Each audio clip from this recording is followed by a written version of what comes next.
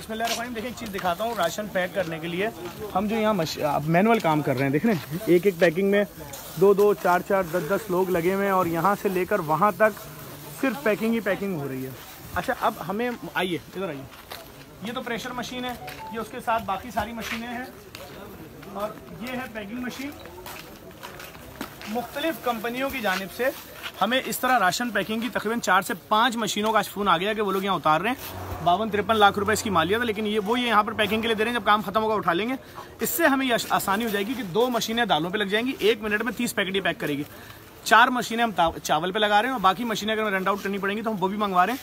तो काम जितना बढ़ रहा है हम भी अपनी एक्सपर्टीज़ उतनी बढ़ा रहे हैं। तो उन तमाम लोगों का शुक्रिया जो इस मशीनों की मदद में सपोर्ट कर रहे हैं, जो जैसे जैसे जेडीसी को सपोर्ट कर रहे हैं उन सबका शुक्रिया।